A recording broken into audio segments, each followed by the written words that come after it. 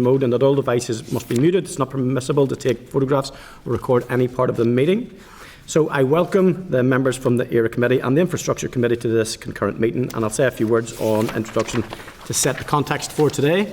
On the 5th of February 2026, the ERA Committee held an oral evidence session with DAERA officials on the progress of Lough Neagh Action Plan, noting that, to date, out of 37 actions, 15 actions had been delivered and the remaining 22 were progressing.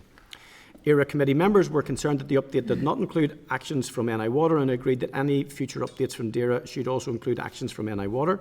It also agreed that it wished to take evidence from NI Water regarding actions it has taken to tackle the relevant issues to ensure delivery of the Lough Neagh Action Plan and the recovery of Lough Neagh.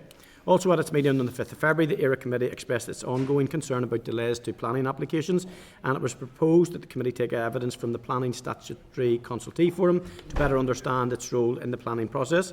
The forum includes representatives from NICS departments, public bodies which have a statutory role as part of the planning process as consultees, council representatives and planning group staff who work collaboratively to help improve the effectiveness of the planning system in Northern Ireland, though the MLAs have lots of queries in their inboxes about issues with planning. So as both NI Water and the Planning Statutory Consultee Forum fall under the remit of DFI, the ERA Committee invited the Infrastructure Committee to a concurrent meeting to take evidence from both bodies. So members, as agreed with the Chair of Infrastructure Committee, Peter Martin, sitting to my right, I will chair this meeting and Peter is the Deputy Chair for this meeting. Just to set a little bit of context in terms of this and my own feelings about concurrent committee meetings, I think they're very useful. I know we've limited time, but I do often note that we do criticise ministers and departments for siloed working and not working together and collaboratively, and I always think that these meetings are really good opportunities for committees also to enter that frame of working sideways and not just up and down. Okay, so in terms of apologies, we have one from Aoife Finnegan, and we do have a couple of members who will be a little bit late due to traffic. Any members attending via Zoom? No? Okay. Declarations of interest, members, I would remind you of your responsibility to declare any interest in any of the items under discussion today.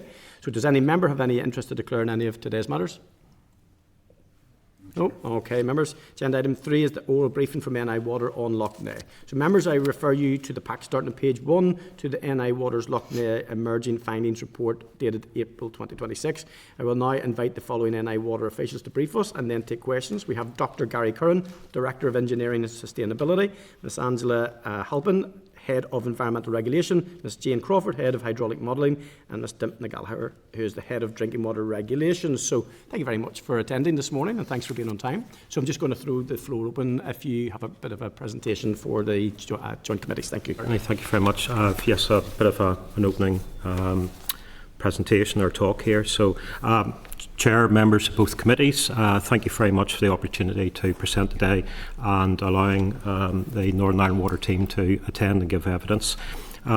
This opening statement is intended to set out clearly and simply Northern Ireland Water's role in relation to Lough Neagh. By the end of today's session, our aim is that members are clearer on what Northern Ireland Water does, what we contribute, and just as importantly, what the evidence shows about the wider picture. The evidence paper that you've talked about there, you've been provided with this. We believe it gives a clear, factual account of Northern Ireland Water's contribution to Lough Neagh, based on measured performance data and published modelling. It explains how wastewater is collected, the scale of Northern Ireland Water's contribution relative to others, and the role of storm overflows in this context. Today's session is intended to build on this material and address members' questions. Excuse me. Lough Neagh's water quality problems are real, serious and long-standing. With a focus on blue-green algae, they are driven by excess phosphorus entering the loch over many years alongside warmer weather and wider ecological pressures. This is not a new issue. It is not caused by a single source and will not be resolved easily, quickly or by one sector. Phosphorus enters the loch from many different activities across the whole catchment. These include agriculture, septic tanks, industry, urban runoff, and specifically for Northern Ireland Water, our treated wastewater. No one sector on its own explains the scale or complexity of the problem. Northern Ireland Water has a role to play, but it is one part of a much wider system-wide challenge. In simple terms, Unlike other sectors, NI Water does not generate the wastewater. It collects it from homes, businesses and industry. That wastewater is treated at regulated treatment works, and treated water is then returned to rivers that flow into Lough Neagh or in the Lough Neagh directly. Across the Lough Neagh catchment, around 545 tonnes of phosphorus enters Northern Ireland Water's sewer network each year. Around 99% of that is conveyed to wastewater treatment works. On average, around 88% of the phosphorus is removed during treatment. As a result, around 65 tonnes per year are returned to the catchment in our treated final effluents. Around 5 tonnes per year, roughly 1%, can be lost from the network. Taken together, Northern Ireland Water returns around 70 tonnes per year, almost all of that in its treated wastewater. To clarify from the outset, Northern Ireland Water does not routinely discharge untreated sewage into Lough Neagh. Storm overflows are often raised in discussions and about water quality, so it's important, I feel, to put them into context. Storm overflows are part of the wastewater system and typically operate only during periods of heavy rainfall to prevent flooding of homes and streets. However, they may occasionally be activated in dry weather if a blockage occurs in the network. The evidence shows that storm overflows account for around 1 to 2% at most, and typically around 1% or less of Northern Ireland Water's phosphorus contribution in the catchments model so far. This is because storm flows are highly diluted by rainwater, and we can send you link and evidence to support that. In plain terms, storm overflows are not the main source of Northern Ireland Water's phosphorus contribution. The vast majority comes from our continuous treated discharges from the treatment works. Northern Ireland Water does not routinely discharge any untreated sewage to Lough Neagh. To understand the wider picture, Northern Ireland Water has completed detailed, independently audited environmental modelling for 4 of the 7 main rivers flowing into the loch. These models are based on at least 12 up to 18 or more months of continuous sampling in the catchment. These models show that on average Northern Ireland Water contributes about 1/5 or 20% of the phosphorus into those rivers. Around 4/5 or 80% comes from other sources. A further catchment are completed, Northern Ireland Water's overall contribution is expected to remain in the range of that 60 to 70 tonnes per year, consistent with the measured treatment data. It's also important to note how treatment works are performing. There are 349 wastewater treatment works discharging treated wastewater into the Lough Neagh catchment. That catchment covers approximately 43% of Northern Ireland Water's landmass. 11 larger works have specific low-level phosphorus limits, which are achieved by chemical dosing to support the biological treatment. Those works are outperforming their stringent consent standards by around 30 to 40% based on our measured results. This shows that Northern Ireland Water is operating treatment works within the regulatory requirements and removing phosphorus better than conservative assumptions. Improving Northern Ireland Water's water quality will require sustained whole catchment action across all sources. That includes farming, land use, septic tanks, industry and wastewater, supported by investment and regulation. One sector cannot do this alone. It is important to recognise that similar issues arise in other receiving waters, including Belfast Lough, where Northern Ireland Water has been equally open about the challenges we face. As with Lough Neagh, the pressures of Belfast Lough reflect decades of underinvestment, population growth and environmental stresses across a very urbanised catchment. Northern Ireland Water has maintained a consistent policy of publishing performance data and sharing information with stakeholders. This approach has involved open dialogue with regulators, elected representatives, the media and the wider public. By providing accessible reports such as the story of Belfast Lough, alongside the supplementary evidence and broader reporting, Northern Ireland Water has clearly outlined both the progress achieved and the ongoing challenges that remain. This commitment to transparency ensures that all parties are kept informed about developments and issues related to water quality and wastewater management. Transparency has been central to that approach. However, the pace and scale of further improvements are fundamentally linked to funding. Long-standing underinvestment in wastewater infrastructure has left Northern Ireland with systems that are under capacity for today's population, housing need and environmental expectations. These constraints are directly linked to pollution risk as well as restrictions on new housing and economic growth. While Northern Ireland Water continues to operate assets to current regulatory standards and deliver efficiencies addressing legacy issues in Belfast Lough and Lough Neagh, requires sustained long-term capital investment across wastewater alongside action on other sources.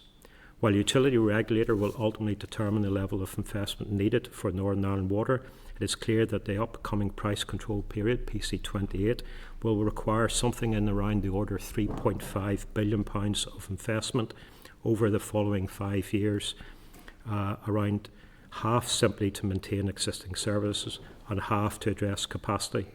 Standards and environmental pressures with wastewater accounting for about £1 billion of that need. Without that investment, there is a clear limit to what any operator can deliver, regardless of performance, innovation, efficiency or intent. Northern Ireland Water will continue to play its part, guided by evidence, transparency and our statutory duties.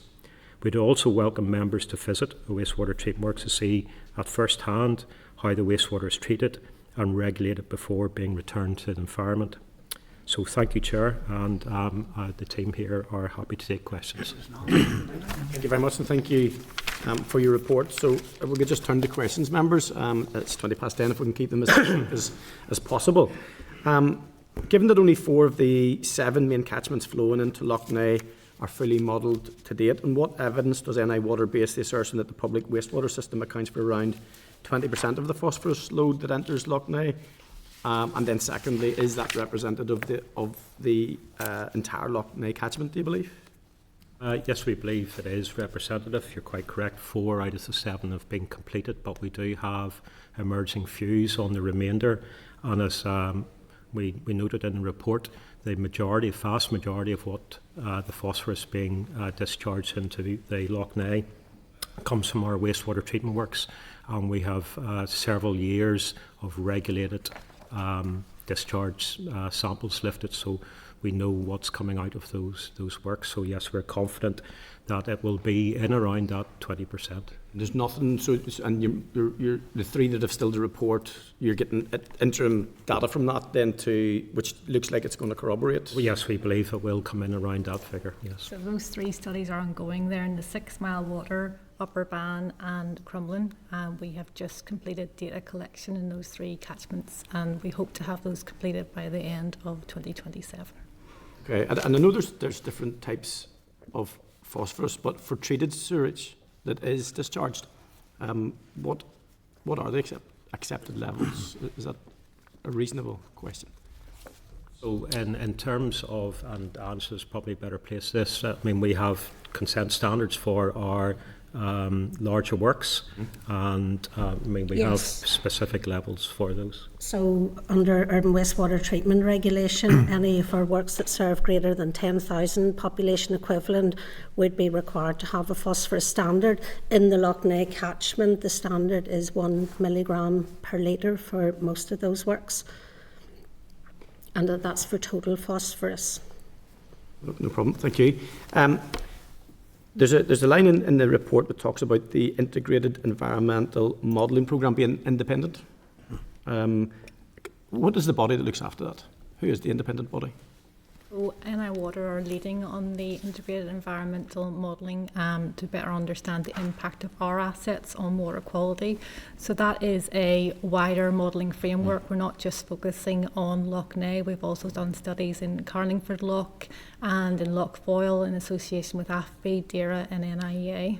What is it would give it its independent status as per the paper? But independent in the sense that all the modelling that we do is independently assured by industry experts. So it goes through a third-party audit to assure the outputs of the modelling are as accurate as they can be. Okay. In relation to the wastewater treatment assessment, out of 349 treatment works discharging into the catchment, only 11 have total phosphorus consent standards, as the remainder serve a population of less than 10,000. So does NI Water believe that this is adequate given the current crisis? Because that would lend itself to where the most concern would be, I would imagine. I mean, the 11 cover over 80% of the total discharge, so they're by far the largest volume of discharge. But in terms of the detail, again, Angela. Yes, so because the big works that have the consent standards, the volume of wastewater discharge from them is so significant compared to the adding all of the smaller ones together. So it's like at least 80% of the volume is from those 11 works. Can I ask a more sort of geographical question then? In terms of where the measurements is taken, is that at the absolute mouth of the input, or is it more upstream? Because I'm reading some of the information there. It's very interesting that fast-moving water, it doesn't get a chance to settle and there's more dispersal. But is it measured at the mouth of the opening to the inlet into the lock? I mean, the measurements, depending what the asset is, are taken at different locations. So for the wastewater treatment works, it will be taken at the discharge point. So we're getting a clear representative sample of what's coming out of the works. For storm overflows or pumping station overflows and so on in the catchment, we will take measurements above upstream and downstream so we can clearly distinguish what the impact is of our asset. Okay, and final one from me then is the Loughney Action Plan allocated Action 5 jointly to DAERA and NI Water to deliver a communications plan, including an education campaign. And we understand a water quality campaign is in development. Can you tell us more about that, when you expect it to be finalised? And I'm a septic tank user, so I know that I've a bit of a journey to make too. So if you want to give us some information on that. Dipna could cover that. Actually, I think that was probably Angela, to be fair, Gary, the communications. Before you do... Apologies. Yeah, no, it's You have taken the chair. we actually contribute to quite a lot of the actions within Minister Muir's action plan. So there's 37, I think it is, in total. We would actually contribute to about 10 of them. So with the wastewater piece, Forever Loughney, the Chief Scientist group as well, we sit on that as well. The comms piece that Angela will cover better than me for you, and NI Water Sustainable Catchment Management work, that all feeds into that action plan. Do you know when we can expect the report to be finalised in terms of that education campaign? The education piece. So that's DAERA is the lead on that one. I understand they're very close to the final. The graphics are being designed. A little video has been developed as part of that to explain to householders how to manage your septic tank. And there also a leaflet has been designed as well to give more information. And then there also will be information around appropriate behaviours in your household, like what not to flush. Are you looking at me? No, absolutely not, Chair. Because it is really a behavioural change for everyone right across Northern Ireland around what not to flush. I'm sure we're all familiar with the fatbergs that arise in wastewater systems, and that's just a whole combination of congealed fat oil and grease, wet wipes, sanitary items which cause blockages, operational issues for us, and overflows can arise temporarily whilst we... Can I pin this down? Do you think we'll have something before the summer? I believe so. In terms of an education, because I think everybody has a role to play, and it's a useful... Yes. I mean, it is NIEA are taking the lead on it. We're contributing to that. But I think you've hit the nail on the head. Everyone has an element to play in this. It's all working together is how we are going to resolve this problem. I'm going to bring in my concurrent chair, Mr. Peter Morton, Chair of Infrastructure Committee. Thank you very much, Robbie. I feel a wee bit like it's the two Ronnies today. You're probably more likely to be Ronnie Corbett, and I'll be Ronnie Barker. I've got two quick questions because I'm conscious that other members will have questions as well. Gary, you mentioned the price control period. If we take that period over the next, say, 5 years, what sort of specific and measurable outcomes would Northern Ireland Water expect to be able to demonstrate in terms of its contribution to sort of Loughney recovery? What are the targets that you're setting yourselves over that price control period? I think in terms of the next price control period, the first part of it is completion of the investigation within this current price control. Yes. So we need to fully understand what our contribution is. As we said, we believe it's in that order of 20%. Considering that most of that, the phosphorus going into Loch it comes from our larger works, and they are outperforming.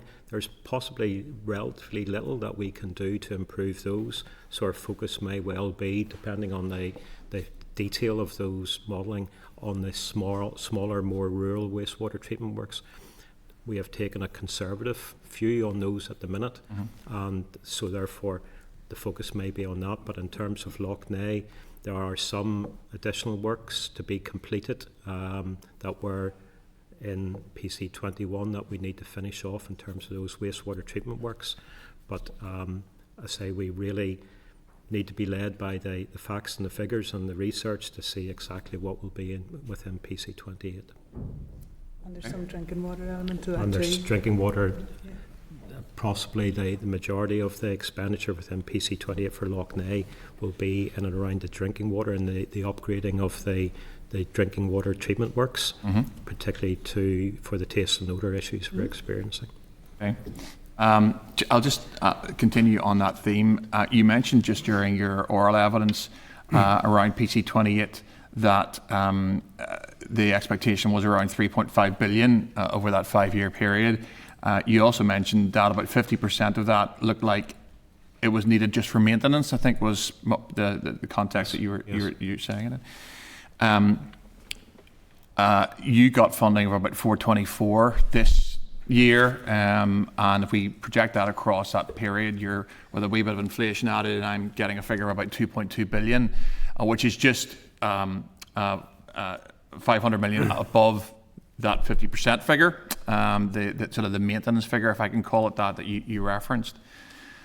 Would it be fair to say that if we want to see actual real impact in terms of improvement either in drinking water quality or environmental protection, that the department will have to get closer to that 3.5 billion rather than the guesstimate expectation of 2.2. The tenor of my question is that you're using up most of your likely resourcing on maintenance, and I suppose my question is, if you'd like to do more to improve environmental quality around the issues like whether that's Belfast Lough or Loch Ness, you might need more money. The outline capital submission that we have just submitted the draft for confirms that 3.5 billion as the established needs. That's what we have identified that we feel we need to do not only in this price control period, but there will be an expectation that will take multiple price controls at that sort of level of funding to affect the change. Because the changes are so large, they can't be done within one PC. And part of that is the constraints of the supply chain within Northern Ireland, and just simply it's impossible to do everything all in one go, so it takes multiple price control periods. There is a large percentage, as you have alluded to, is required for base maintenance just to keep things going. There is another part then is identified for improvements to our drinking water, and the third element is around environmental improvement and facilitating new connections. So we've put those two elements together because they are co-linked, and that would be in the enhancement as opposed to the base maintenance. So yes, the more funding that's available, then the more enhancement that we can do, and the greater the impact on improving the environment.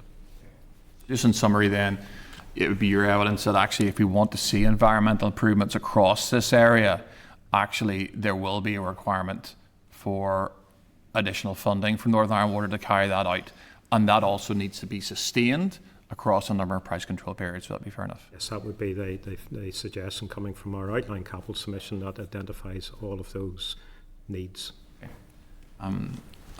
Robbie, I've got stacks of questions, but I don't want to hold up the committee, so pass back to you. Appreciate it. Thank you so much. Peter, Declan?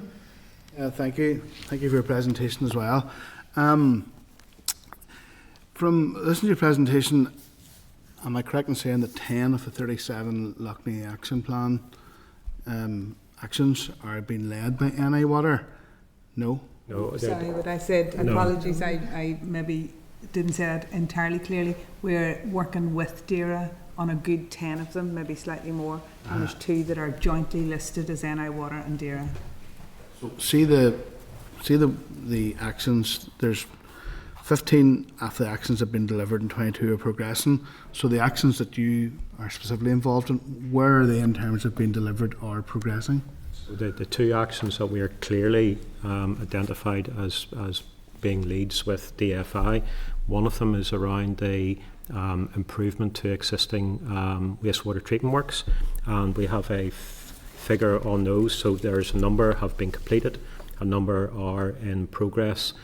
There is some of those that have been deferred because the funding is not available to complete those out, and they'll be deferred to future years or price controls. The second main action is around the communication and education piece, where we have been very much involved in going around talking to community groups, Loughney Partnership and so on. So we're very much involved in that. But we have made progress on what we said we would do within PC21. And you made reference then as well that 4 of the 7 rivers has been modelled and do measurements upstream and downstream.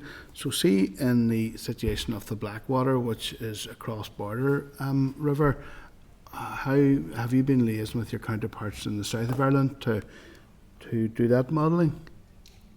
So we, in terms of the model, how we represent that piece that comes from the south of Ireland is we apply a boundary condition in the model, whereby we take existing WFD data from NIEA and use that as an input into the model. And what we're seeing at that point is actually the water quality before it enters the urban centre around Armagh, for example, is already at moderate status before it enters the urban area. That's it. Thank you, Chair. Thank you, Declan. And John?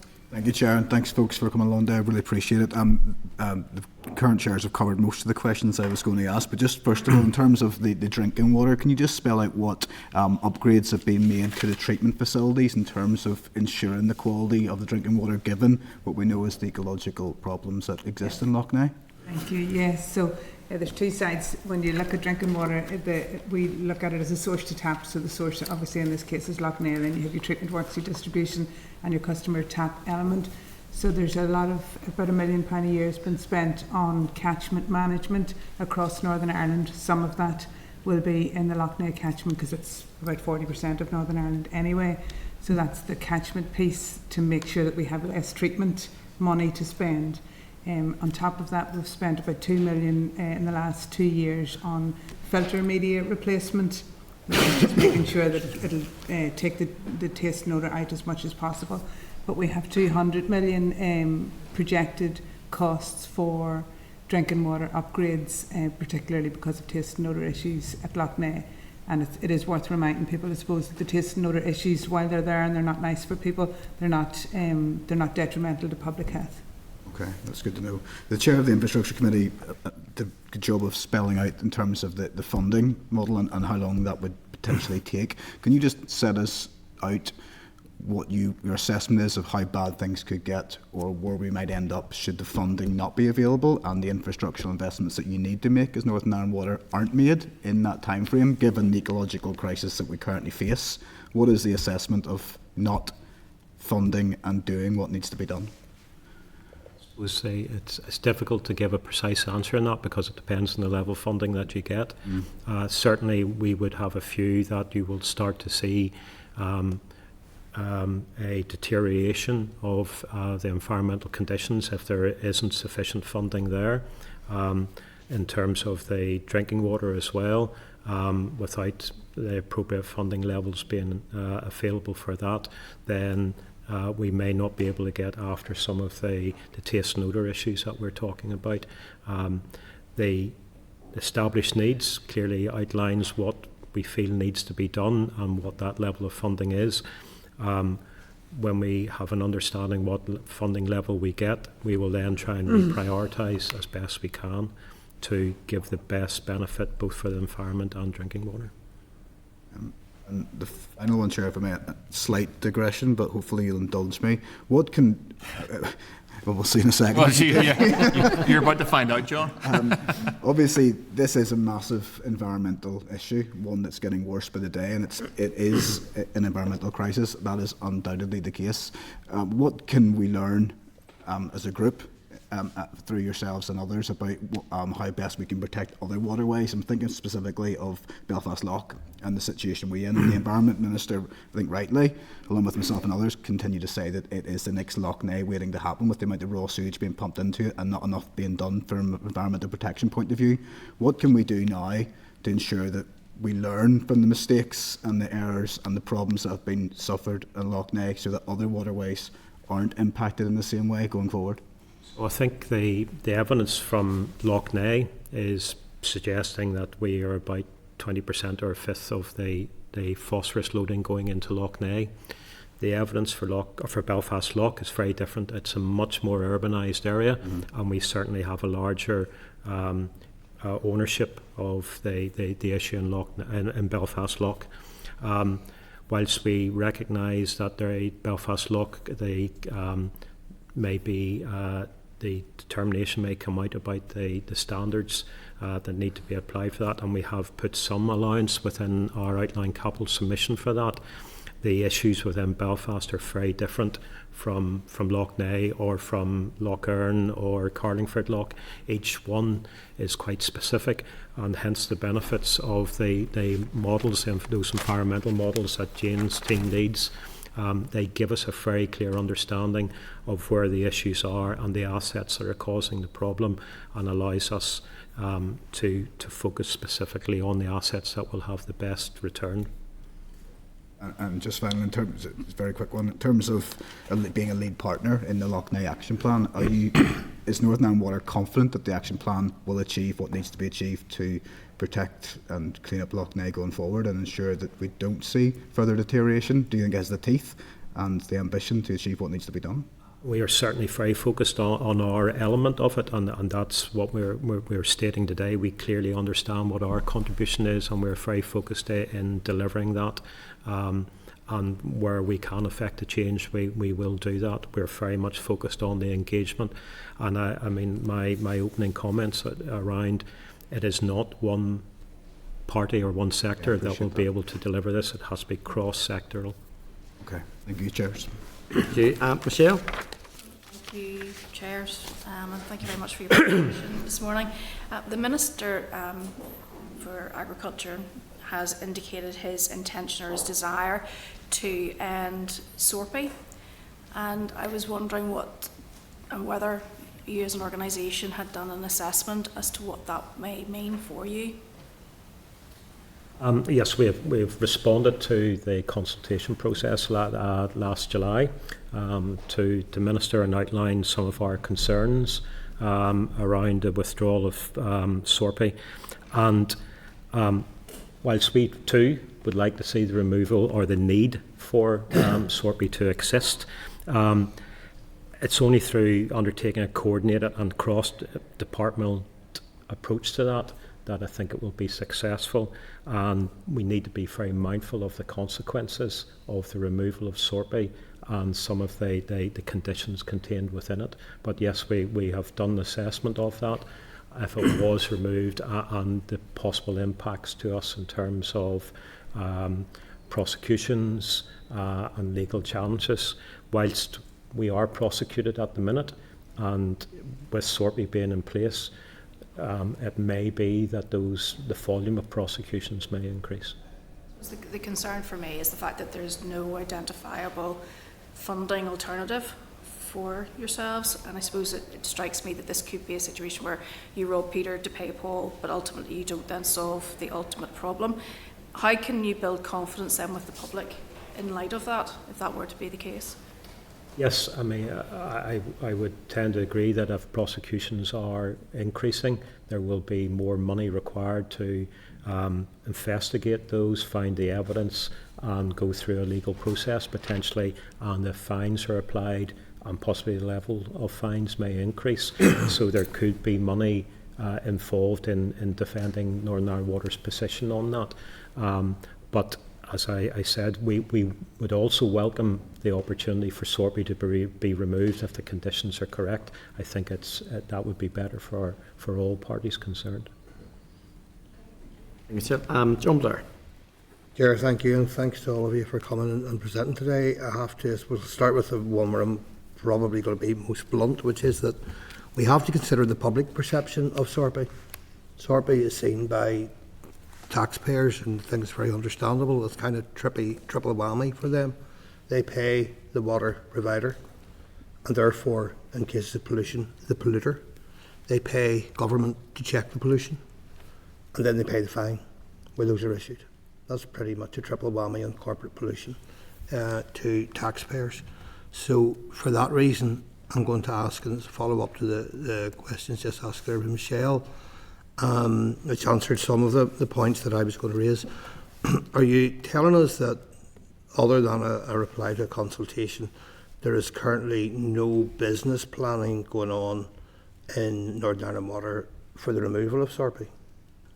There is a lot of work going on within Northern Ireland Water in terms of trying to understand the implications if Sorby was removed, what our position would be, and what we could do to mitigate the impact of it being removed. The biggest action that would help to mitigate it is that if we are able to undertake the work required so that Sorby and prosecutions wasn't required in the first place. And is there on that one, Sorby, you don't need me to tell you, was introduced as an interim measure almost 20 years ago? Yes. Is there any figure around the investment that would be required, or the timeline that would be required then to prepare for the removal of Sorby in the terms that you've just described about prep for that? Yeah, Sorby came in and the intention was that it was only meant to be an interim measure, and as appropriate funding came into place, and therefore the need for Sorby would be mitigated by undertaking the works. In terms of the funding required to put us in that sort of condition, that's what's outlined in our capital submission. We have clearly called out the needs that are required, the 3.5 billion, and the fact that it would need to be for multiple price controls, so that's multiple 5-year periods. So there is a substantial amount of work required, or investment required, so that technically Sorby would not be needed. Okay, thank you. Chair, moving on to another question. I'm going to move to being very South Antrim centric now, for reasons you'll understand. I note in your page 34 of your report has wastewater projects that are currently listed. Neither the Ballyclare wastewater treatment works nor the Antrim Milltown wastewater treatment works are included in that. Are they due to have any works done there, or has work already been completed at those locations? So I'll take that one, thank you. So the Antrim is meeting its consent standards, so there's no drivers. At Ballyclare, at Antrim, yes. At Ballyclare, we are undertaking base maintenance to replace and enhance the existing assets, and that's scheduled for delivery within this financial year. Okay, thank you. And then finally, if I may, Chair, the profiling still to be done on the 6 Mile, the River Main and the Crumlin River. Will the results of that be published when those surveys are complete? And would there be a possibility of having another discussion at that point to see where we stand with those? I mean, the report you have is an interim report based on the catchments that are completed to date.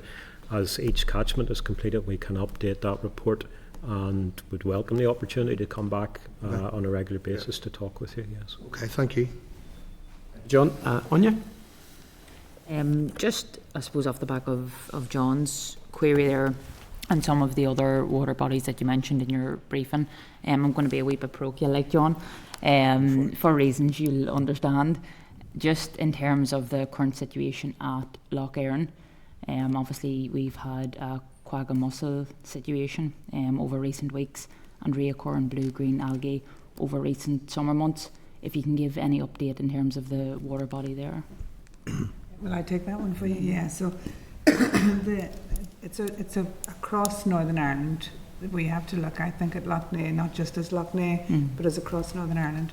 So all of the reasons that Lough Neagh is suffering will happen to the other water bodies across Northern Ireland. So that's why catchment management and investment in treatment for both drinking water and wastewater are both massively important for the future.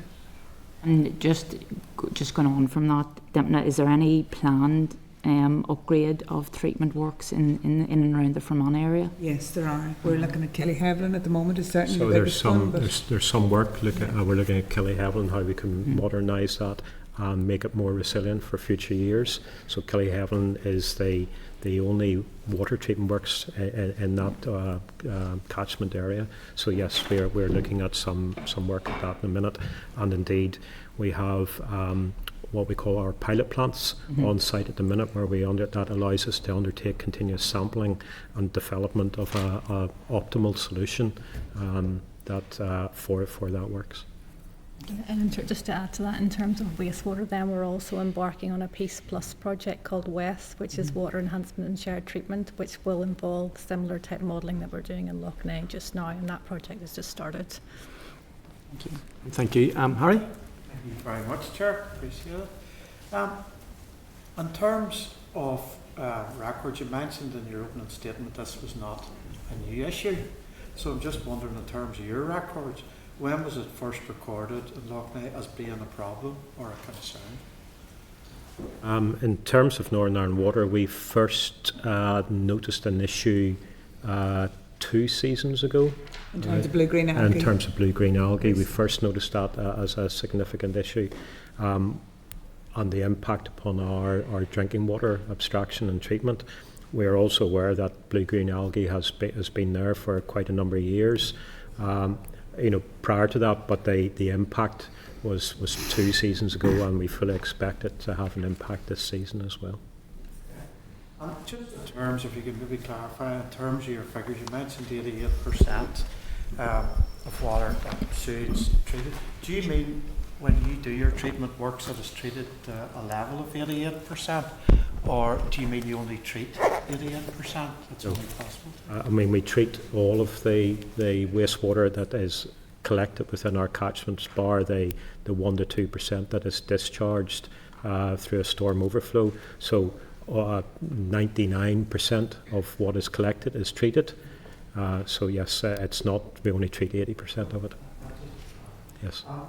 Maybe one just to finish on, of your 349 treatment works, are they all up to a standard? Are they all doing their optimum? There's no room for improvement in any of those 349? So the biggest contribution comes from the 11 larger works. We're very clear because they're sampled on a much more regular basis.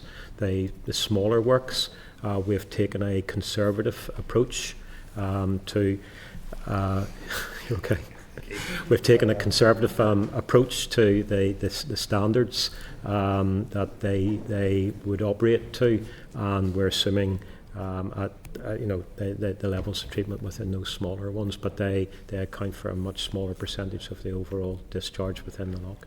And maybe just to add to that, Gary, within the PC21 programme, we have upgraded 4. There are 3 works in progress within, and then there are 5 that have been impacted. So those 8, if you like, would require investment. So there is room for yeah. Thank you. Can I just, before we bring in Stephen, just clarify that the untreated discharge or the discharge that fails to meet the required standard, was that around 10%? Is it Lough Neagh specific? Did I pick up wrong? So in terms of the phosphorus, and this report's written specifically on phosphorus, we collect 99% of within the catchment that comes to our works.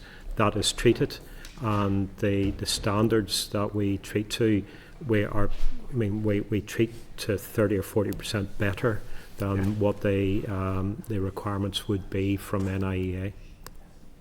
Okay. Stephen. Okay, thank you, Chair. Apologies, I had to nip out into the chamber there briefly, but the point may have been covered. Apologies if it was. Just around the investment levels, perhaps you could just go over that again around the current talk around 90 million through PC21. But I suppose we're just keen to see and hear your opinion on what level of funding would be required, to achieve the measurable improvements that, we all want in water quality, particularly in Lough Neagh. So the outline capital submission that we have just finalised and submitted to our regulator and presented to other key stakeholders would indicate that we need something in the order of that 3.5 or 3.6 billion pounds of investment of established needs over multiple price control periods, and about £1 billion of that is related specifically to wastewater and wastewater enhancement. And is that's to cover the whole of Northern Ireland rather than? Yes, that's for right across Northern Ireland. Yes. Is there any estimation around more particular around the Lough Neagh issue from those figures? So in terms of the Lough Neagh figures, do you have We those? wouldn't have- we No, don't I have don't that think there's a estimate. breakdown for those specifically in terms of the established need that we have, but we can investigate that and bring it back to you. Okay, yeah, that would be helpful. And I suppose just further question around engagement with both ministers, both infrastructure and DAERA, with yourselves as a body. I suppose how regular and how consistent is that? I'd be keen to establish. Our Chief Executive would meet and has met with our Minister, the DFI Minister, on a number of occasions, and there are other instances planned. So I wouldn't say it's a regular, meeting, but we take the opportunity if there's to meet at maybe a new works is being commissioned or a particular event. So yes, there would be regular meetings with our Chief Executive and some of the other senior team within NI Water and the DFI Minister, yes. Mm-hmm. And what about the DAERA Minister? Have you had any engagement through NI Water? Yes, I mean we've met with the NIEA or DAERA Minister on a number of occasions. It wouldn't be nearly as regular as it would be with our own Minister. Okay. Okay, thank you, folks. Thank you, And Chair. I think last one's going to be Justin, possibly. I do need to move on to the next one. Andrew, did you indicate? I didn't see. You weren't making eyes at me. It was making eyes at my chair. That's right. Okay. So, Apologies, I wasn't properly responding to your eyes, Andrew. Thanks very much for your evidence, we're folks. going to literally 5 We'll take a minutes, block guys. there and brought back to my uncle and auntie's friend Edith in the friend pan in Ballinderry on the shore, Loch Shore, and I'm disturbed by the blue-green algae ongoing over the last number of summers, and I hope that any actions that will be taken will prevent that happening this summer. And to what degree of confidence can you say that that will happen this summer? That there will be blue-green No blue-green algae. It will happen. To what extent? It will happen. It has already started, I believe. We've already seen the first indications of blue-green algae in the loch. So unless there's very unusual weather conditions or something like that, we would be predicting that it will reoccur again. Okay, you said there are 1,030 wastewater treatment works in the north, which is extraordinary. 349 which discharge into Lough Neagh. You say 11 of those are wastewater. Those wastewater treatment works have a total phosphorus P consent standard. The other 338 do not. So, and you're saying about the 80% of the capacity is in those 11, okay? But the 20% of capacity that's not treated? The way it's treated. Sorry, it's in the smaller works. Sorry, smaller works, sorry, not yes. to a standard, not to a standard. To what level of the pollution being created in Lough Neagh is from that 20%? Pareto's law, where is the vast bulk of the pollution coming from? Vast bulk of the production of the phosphorus being discharged after treatment back into Lough Neagh is coming from those 11, so it's over 80% is associated with those larger 11 works. Is that what the tables show as well? Yes. So the split of total P loads. P consented is 61 in the consented 11 and 76 in the non-consented. Figure 6. Yes. So the figure 6. So the total number is 137. The P consented is the 11 works, but they represent the much larger population in terms of where the wastewater comes from. But the total load, 76 from the non-consented. That's the load associated with those, and therefore the percentage. I mean, back to your question about the 80-20 rule, the vast majority is associated with those consented 11 wastewater treatment works. Okay. You mentioned also the fact that there's a major issue with the drainage blocking economic development and housing house building. To what degree are you confident that the three-pronged approach is going to resolve that?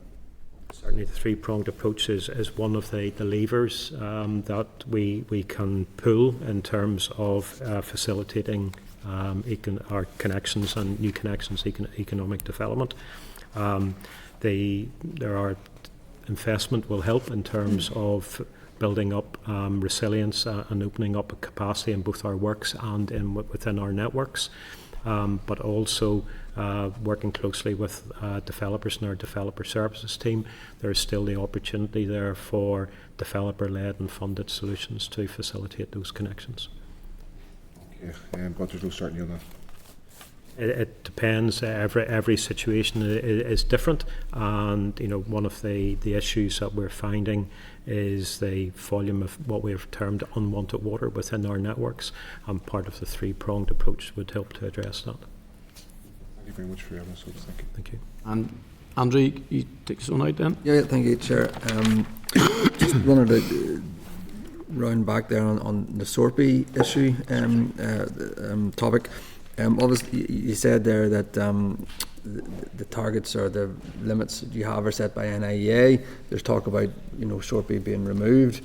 How would that? And obviously, obviously you touched on the financial issue of that. But how would that tangibly affect the actual pollution, phosphorus loads going into our waterways if we were removed from SORPI?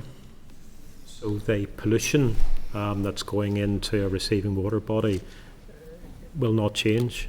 It is what it is. The minute we treat that wastewater and we return it to a receiving water body, that's what happens.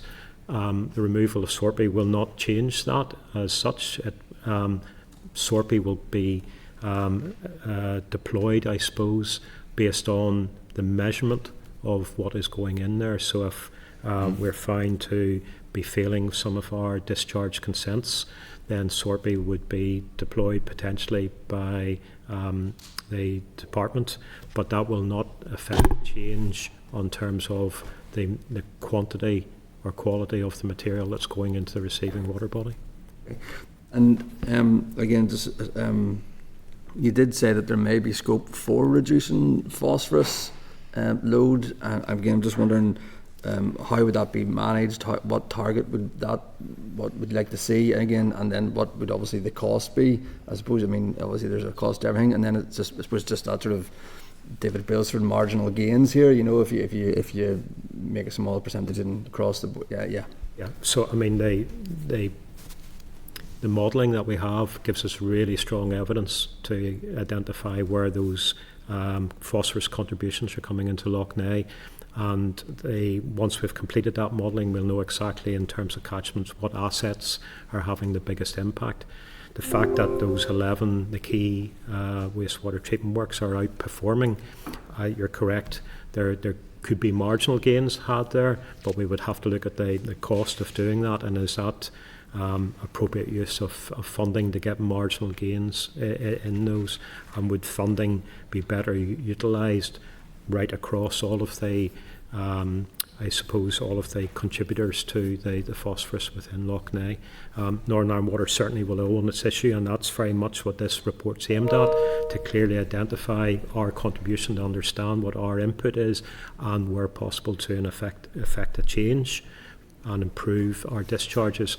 But depending on the outworkings of the model, you're quite correct, there may be marginal gains in some other areas, there may be some larger gains to be had, but going back to the fundamental piece about the overall contribution is in the order of 20%, the impact that we can have would be lesser than the other 80%. And just before you go, I'm going to close out with this one, if it's okay. Blue-green algae is not a new problem, as we know. It's actually been around for decades, and obviously things have been getting worse. and there's things outside of all of our control, including the fact that the water's getting warmer, and there's phosphorus already locked in the sediment and stuff. But as a politician, we've now been engaged in this for a significant amount of time now, some of us. If you were to determine the performance of NI Water in regard to meeting its targets on an annual basis over this last 3 or 4 years, are things looking better year on year, or are things looking worse? In terms of targets for our phosphorus? Particularly for phosphorus and the impact it has on blue-green algae. Yeah. I mean, back to the point, I mean, our works are compliant and outperforming the targets that are set on it, particularly those larger ones. We're giving a lot of focus and ensuring that we know if there's any of our equipment or assets fail, that we address those quickly. And on the drinking water side, then we're looking at innovative approaches to mitigate the impact of the blue-green algae and the taste and odour potentially as well. The drinking water's post the event, so Yes. I'm just curious as to know what the levels are year on year this last 3 or 4 years, perhaps. In terms of our phosphorus, yeah. They would be fairly consistent. I mean, they're obviously weather dependent. Back to the point that we don't actually generate it in the first place. We're dependent on industry or households or so on, but those levels be fairly consistent, and our treatment processes are consistent as well. So we don't anticipate, and certainly the investigation wouldn't have said there's big swings from 1 year to the next. Okay, thank you very much. I really appreciate you've given us an hour of your time, more or less, and I appreciate your candidness in taking the questions. So thank you. Thank you very much. Thank you, man. Okay, members, thank you for that. And I know that time will be precious, but we do have another session now, which is agenda item 4, and that's the oral briefing from the Planning Statutory Consultee Forum. To refer you to the briefing paper starting on page 43 of your pack, and I'll welcome them when we're... You better wait till they're... Wait to wait. Yeah, I can't welcome them Give before them a they come second. in. No. Yeah. No.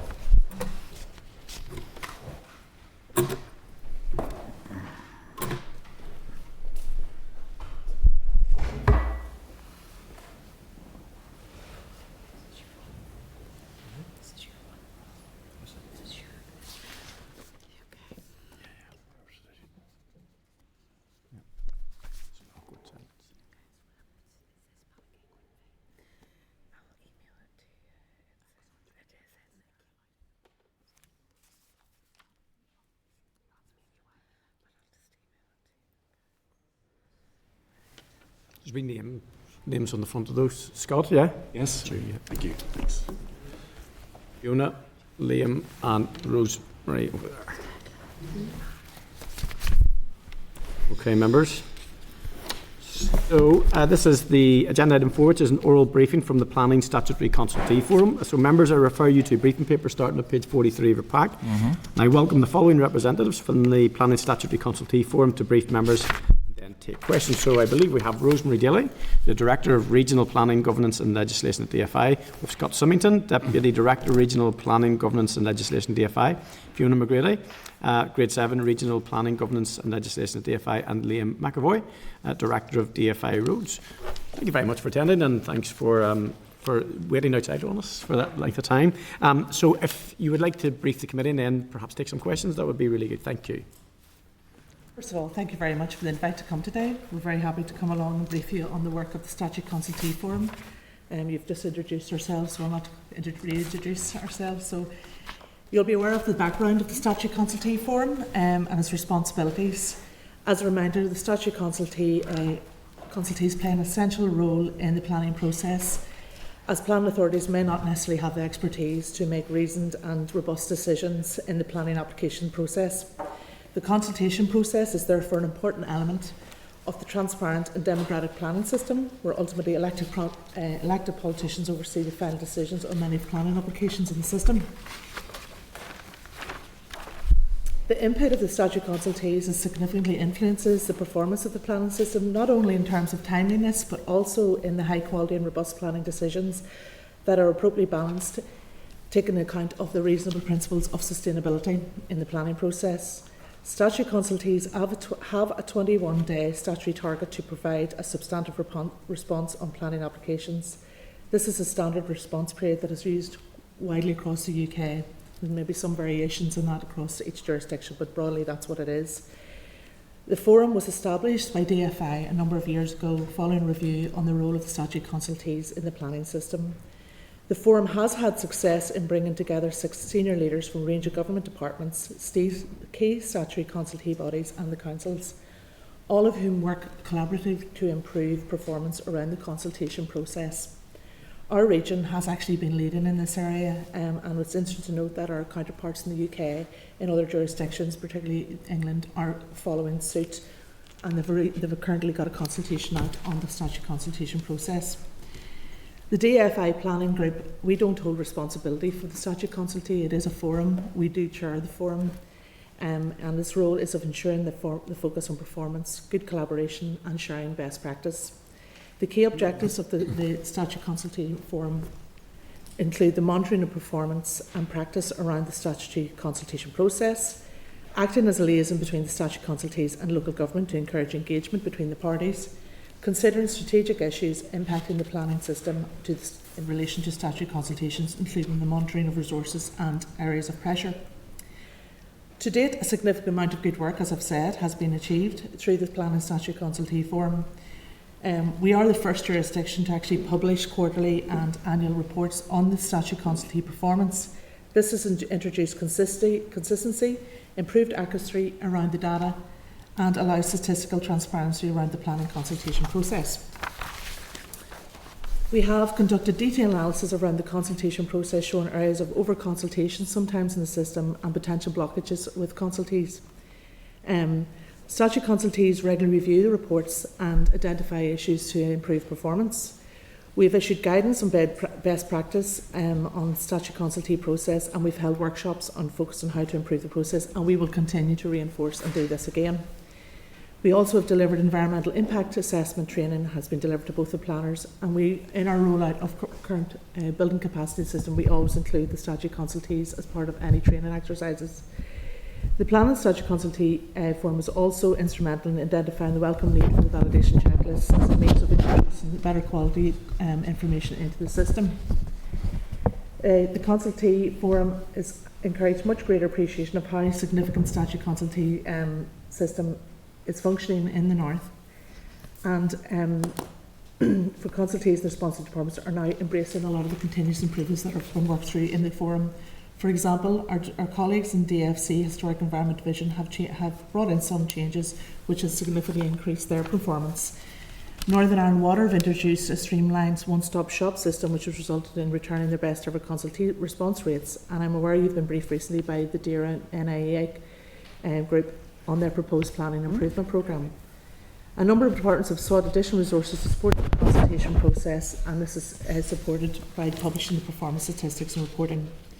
As part of the legislative duty, the statute consultees provide DFI with an overview of their work, identifying key impediments to performance.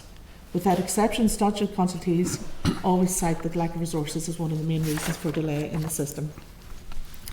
The financial sustainability is part of the planning improvement programme, and again, this is an area which we are working in conjunction with SIB, and the local planning authorities and statute consultees will be part of that process. Whilst DFI statistical monitoring has shown improvements in the consultee times in the last year, the figure remains for 25-26 at 78% of consultations responded to on time. This information also informs the detailed data on those consultees where further action is required and areas of improvement. We recognise that continuous improvement takes work from all efforts, from all stakeholders in the planning system, and the most effective mission is only a good one where all the sums of the parts of the system works together.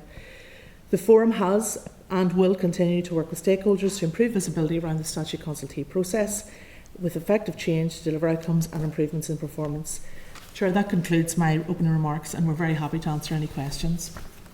Thank you so much. Could I ask then, how confident is the forum that the statutory consultation system is supporting rather than constraining the wider planning process, and if there is a mechanism to actually measure that efficacy?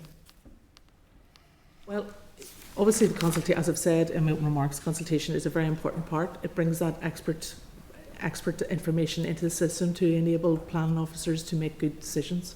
So from that perspective, there is the timeliness aspect, but there's also the robustness of information. Good solid information in the planning system that allows good robust decisions. particularly around the areas, obviously I don't want to stray into any other remit of any other department, but particularly around areas where the environment, where things are complex and, you know, there's a lot of judicial review challenge opportunities in that area. So I believe that the statutory consultees add a significant value. I think we have to be cited on not only the timeliness, but also on the robustness of their responses. Just looking at your most recent quarterly report, which is actually pretty good reading, it does identify the different statutory bodies in terms of their response times and what I would call failures then, and you can see a discrepancy, and some perhaps performing better than others, but there may well be reasons for that. So who ultimately is responsible for the overall performance and holding individual units to account, whether it's DERA, DFI? So it's obviously each department holds, so if it's in DFI, that responsibility is with DFI. If it's in obviously DERA, that is with DERA. You know, the forum is actually about a collective. You know, I don't have the jurisdiction or remit to interfere with another government department. I wouldn't ever intend to do that, but certainly to work in a collaborative and supportive environment that has a mutual benefit for everyone in the system is so important. Does that then prove challenging then to drive an improvement? So it's okay collecting the data and doing the consultation and understanding, but if there's is there a collective ambition to meet the target? I think that the target times, and then absolutely, and I think actually the willingness and the interest and actually the shared learning that is brought out of the Statutory Consultative Forum. I mean, we're just having a discussion before we came in here. We've brought Liam along because he is one of the significant number of applications, statutory consultations go to roads, and even when their performance was good, their performance has even increased from like 70% up to nearly 84%. So in that, you know, we can learn lessons. DFC is another really good example where their performance a number of years ago before the forum wasn't as good as it is now, and they've put measures in place. A lot of it is, to be fair, around resourcing. And you know, putting actions in to ensure that you're coming forward with proposals that will help performance. Even, dare I say, NI Water have also put in measures as well around the wastewater treatment works, about, you know, the pre-consultation that has to happen before your consultation. So there's definitely a willingness. We have obviously done a lot of consideration and discussions, as you know, with our colleagues in the local councils. We've looked at the consultation process. We have plans to go back and reinforce the training that has been provided, and look at where we can streamline when to consult, you know, and obviously build capacity with planning officers to understand when to consult and when you don't need to consult, to reduce even the significant number of consultations per year. So it's really, and there is a willingness to learn, and I think, you know, if one department can do something to make improvements, and those best practice can be cross-shared, and that is actually happening. Okay, and my final one from me then is the most recent report would show like a 21% failure to respond within the statutory consultee time. I haven't been through the report in detail, just for clarity. Is there anything that you'd like to draw out of that, and that specifically speaking to that 21% failure rate, as to what are either the collective issues or if there's anything significantly missing in the mix? We do look at that information. In fact, we do obviously the report on the statutory consultee, so we identify the areas for the late statutory consultee responses, and we have a remit of different issues. Some of it could be down to staff and resourcing, some could be down to IT issues, some is down to the sheer complexity of the case, and it just takes time to work through the detail. Some of it is the necessary information wasn't supplied at the right time for the consultee, so you have to go back and ask for further information. And there's some confusion sometimes between, you know, what is a statutory consultee and what there are other consultees in the process as well. And then there's maybe other issues that are just pertinent to each consultee. And final one from me, I see there's 3 council bodies that are on the group. Is that an agreement by all councils that they are the three councils representative, like Solace or something? Yeah, is that's okay? Pretty much standard with any forum that we're working with the local councils, is that Solace would identify particular councils who may want to participate, and they're a conduit between the statutory consultative forum and the heads of planning, so there's that crossover. No, I appreciate it. Thank you so much. I'm going to bring in my concurrent chair, Mr. Peter Martin. Thank you. Thanks, Robbie. Thanks for coming, folks. I was just looking at a similar report, possibly to what Robbie was looking at there in terms of statutory consultees. DFI roads are actually doing really well. Well done, Liam. nearly a smile from an official over there. Dara and DFI Rivers maybe not quite so good in terms of the figures that I'm looking at here, but well done to roads. My first question is a general one. Would you accept that Northern Ireland has the slowest planning turnaround times in the UK? Or you can even widen that out if you want in your response to the British Isles. Would you accept that? I would say we're on a par with across the UK. I wouldn't accept that. Okay. You want some figures?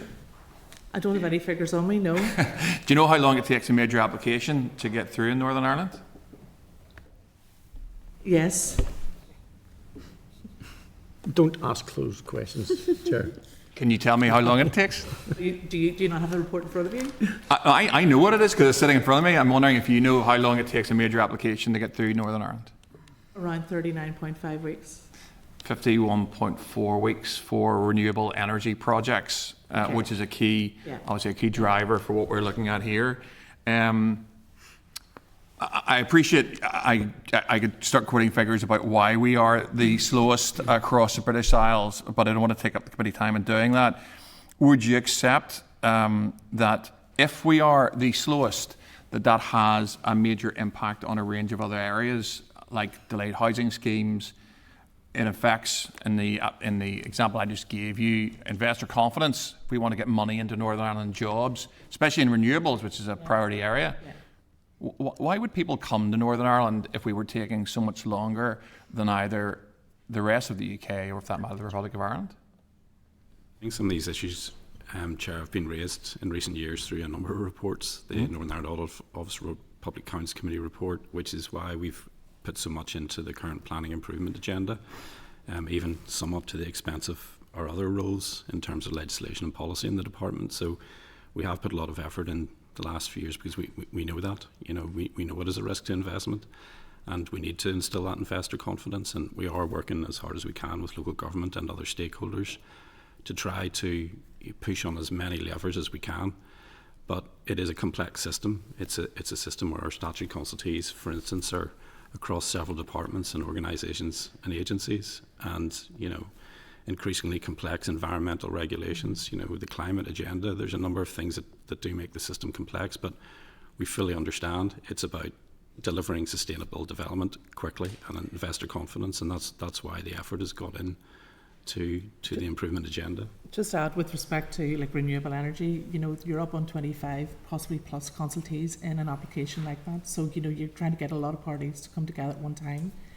This is where we do encourage the validation checklist. It is why we do encourage the pads, and obviously we've made improvements in the public consultation process. So we're trying to get as much of that information to a really good standard. That means that when the information hits the statutory consultee, that they can process and consider the information. Why would we encourage people? We actually have a very facilitating planning system here in Northern Ireland. Unfortunately, that does add to the time, but we have delays around amended applications, about deferred applications at planning committee. We very much facilitate developers here. We have a 97% approval rate, which is not consistent across the board. So I think those are the reasons why that at least you will be able to go in with your local councils and you will be able to work your application. What we're trying to do with the Plan Improvement Programme is actually put that responsibility back on the developer so that you can start before the application goes in. So there's lots of consultation process, and I want to keep focused on that today, is really around how we can make that more streamlined and more efficient. Well, I understand that's one element that we can try and reduce the delay. There's other delays in the system that we're also working on. And to be fair, Rosemary, the times are generally improving, and they have over the last couple of years. I'm not disputing that. I am looking at, for example, the DARA response times. They're hitting about a third of theirs are either late or outstanding.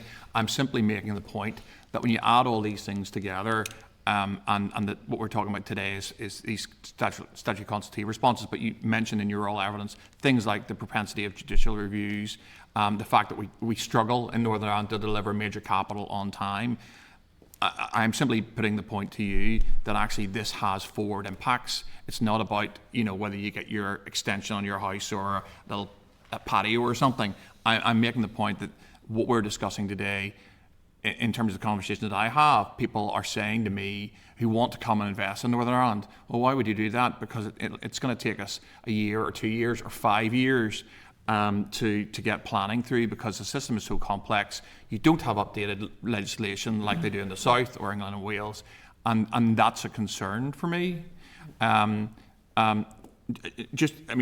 So the DFI Minister holds a varies for planning overall in terms of policy. Do you feel that we need some new legislation like they have in the South or they have in England and Wales recently to streamline planning in Northern Ireland? I think obviously you're well aware that we've just amended the legislation some 10 years, so legislation goes in cycles. We're very much in the department now very mindful that we need a very focus on what we need to do, so areas around planning improvement. Yes, I do feel there is opportunities for making improvements, but it's making sure the legislation hits right when we do make it. So it's understanding what are the right mechanisms. Is it a policy? Is it guidance? Is it legislation you use to bring those improvements in? Legislation is one area. The Plan Improvement Programme is this, collaborative working is very important. I mean, we have made massive improvements in that. There's a shared sense that we all have responsibility, and that even goes to the private sector as well, understanding, well, look, I need to improve my quality of my application so things do progress. So it's getting everybody to play their role. Do we need planning? I've worked in planning for 30 years. Of course, you're always updating legislation. It's not that you're going to fix it and that'll be it sorted, because new things arise. We have to tackle climate. There's lots of other things. There's lots of other issues, housing, all these things, the LDP process, all need to be addressed. And it's really identifying how best to deliver those. So we're very mindful that that's the area we're involved in. I think as well, Chair, we have discussed with the Minister looking ahead to, obviously the focus at the moment is on the current planning improvement initiatives, including the legislative changes, validation checklist, the review of permitted development rights, planning fees, the development management regulations, and we've now started looking at the publicity and notifications arrangements, so the focus remains on that, but the Minister has asked us to take a forward look, to look at what the other jurisdictions are doing, and to look at the strategic framework, including the regional development strategy and the strategic planning policy statement, to see if it's fit for purpose still, with a view to a longer term approach to a new planning bill. So that is work that we're going to try and scope out in tandem with what we're already doing. I appreciate that, Scott, and the Minister wrote back to my committee last week regarding that. My fear is that it doesn't actually matter to a degree what officials say in this context or what we discuss in a committee. In order to get jobs and investment and infrastructure into Northern Ireland, the private sector has to have confidence in Northern Ireland, and I am telling you, it doesn't have the level of confidence I would like to see it in Northern Ireland.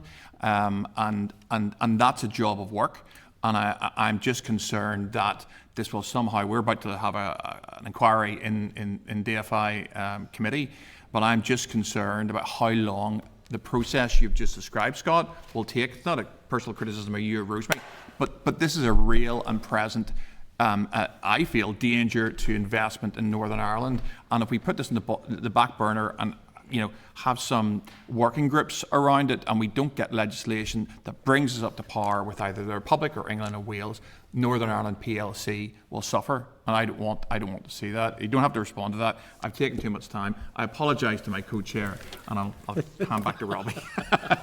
Apology accepted. Okay. Thank you very much. John Stewart. Yeah, thanks, Chair. Thanks, folks, again for coming along. I think it's been a really useful session. Just to follow on from the Chair of the Infrastructure Committee's point of view, I know that it's maybe a take from internally in planning that things are going well and are improving, but the reality is this, that there are a lot of investors out there that have simply given up in Northern Ireland, sadly, and I do find that deeply regrettable. Absolutely. And that is because of their sheer frustration with the process here in Northern Ireland. I was speaking to the senior Northern Ireland representative for a major European supermarket last week who have invested into every single country in Europe, and while they have bases here in Northern Ireland and they have over £500 million to spend in Northern Ireland, he said to me, their chief executive in Europe said that with the exception of Romania, Northern Ireland is the most difficult place to invest and to expand into. That's a pretty lamentable statement given what we know about Romania as an area to do business and to operate in, where someone could turn up on the day of your opening and demand an extra few quid.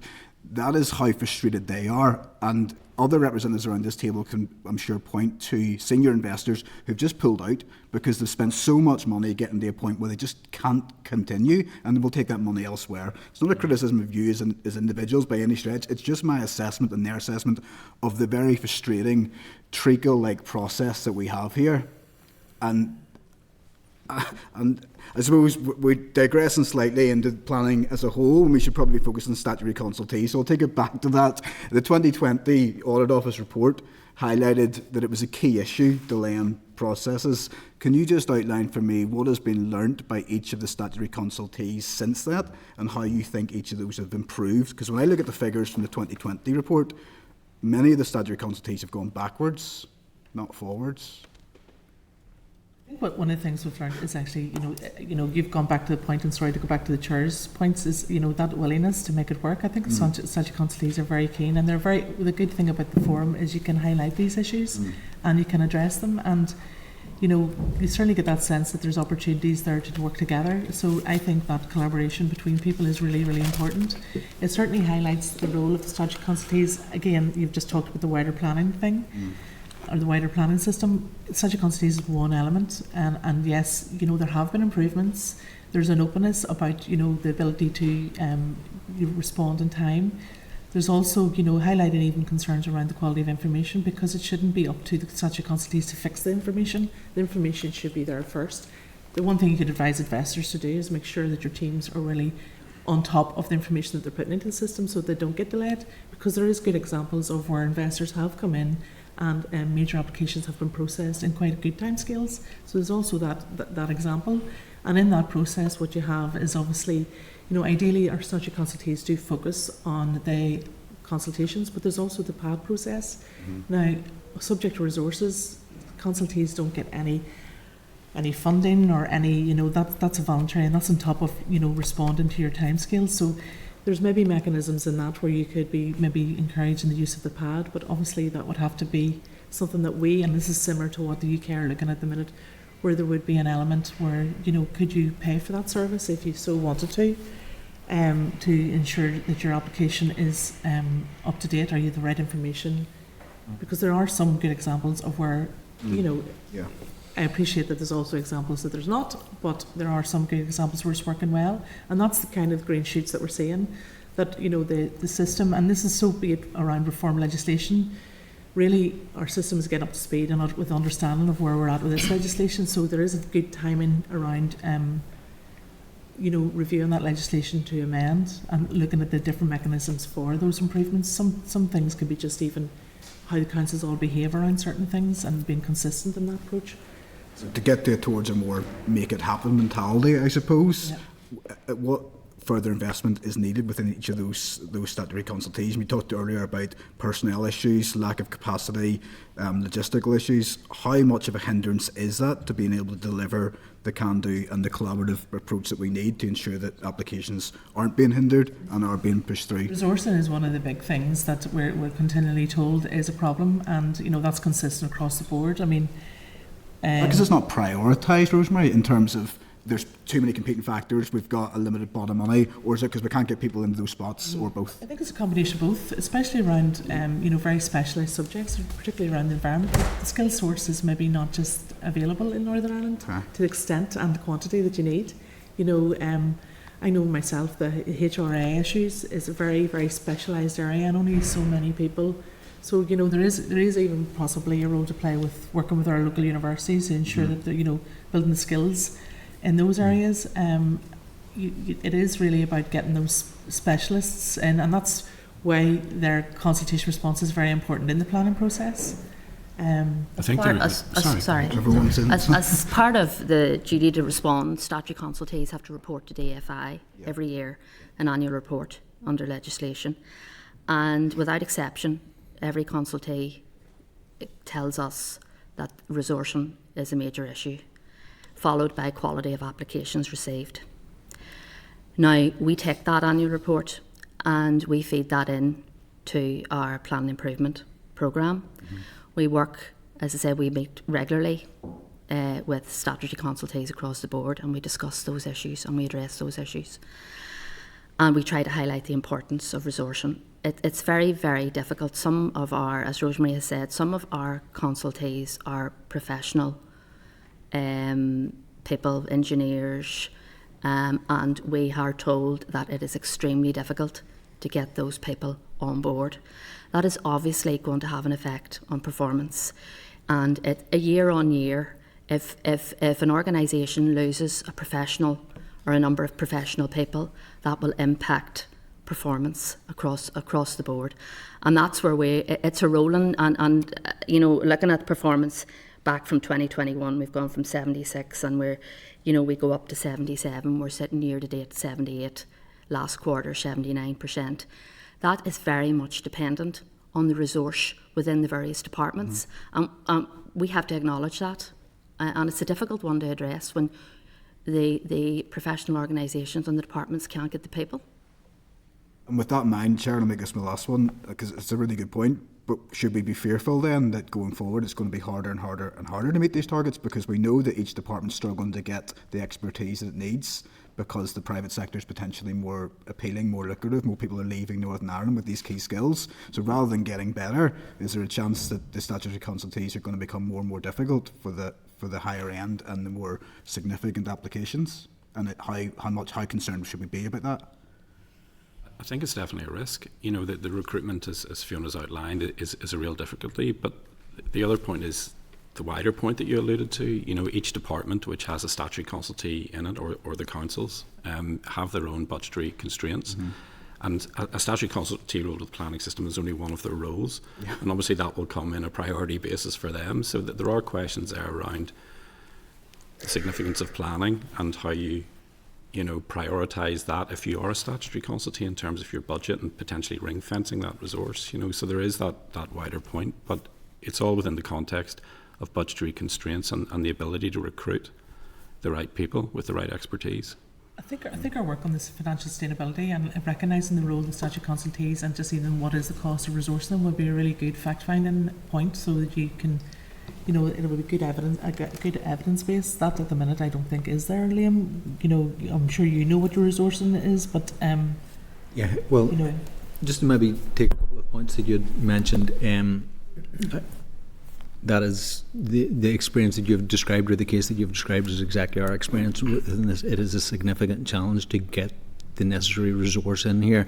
Say our performance has improved, but that is still in the context of us carrying a very significant amount of vacancies in those areas. Say, members will be aware of the significant other priorities that the Department for Infrastructure has, particularly from a roads point of view.